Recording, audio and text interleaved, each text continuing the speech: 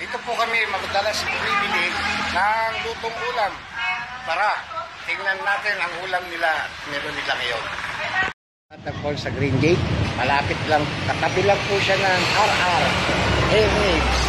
Yan po, katabi lang po siya. Kaya yung mga gustong pumunta rito, dumayo, bumili ng ulam, dito lang po sa loob ng Green Gate. Napakasarap po ng kanilang ulam. Tabi lang po siya ng RR Airways. Yan. Tapos may itlugan. Yan po yung kanyang paligid para matukoy kung saan po itong kainan ito. Yan po, daming pagkatanghalian po rito, napakarami bumibili po rito. Kasi masarap po yung ulam nila. Yan po, nakapila po tayo dahil mahaba pila rito. Yan. Tayo bibili ng ulam. Yan. Andito tayo ngayon, mamimili tayo ng ulam. Ayun, yung kanilang cook. Si Master. Kasama si Ray. Ayun, si Madam. Wow, ang sarap nito. Atobong pusit. Ito yung kanilang the best na ginataang, ano to? Tambakol. Tambakol. Yellow pin yan.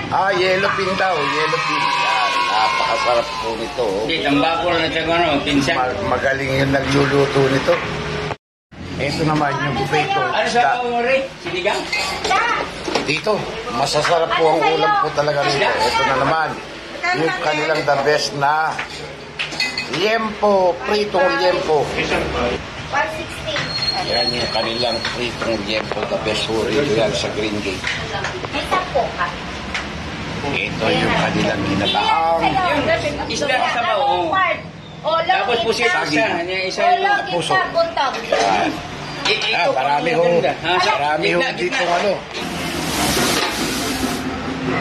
Ito, olo. Sige. Ito na? Buntot. Oh. Kasi mga bata. Dagdagan mo na sa bao, El. Yes.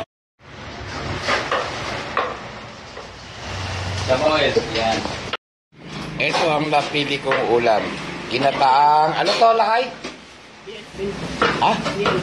Yellow pin. Yan, sige. Yung gitna.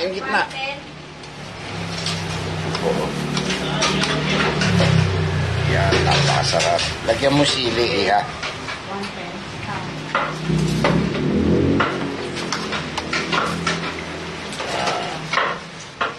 Sige, Dan.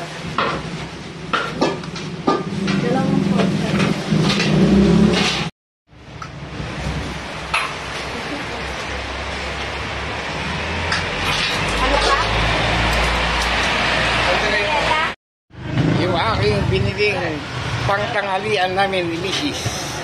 Kain po tayo.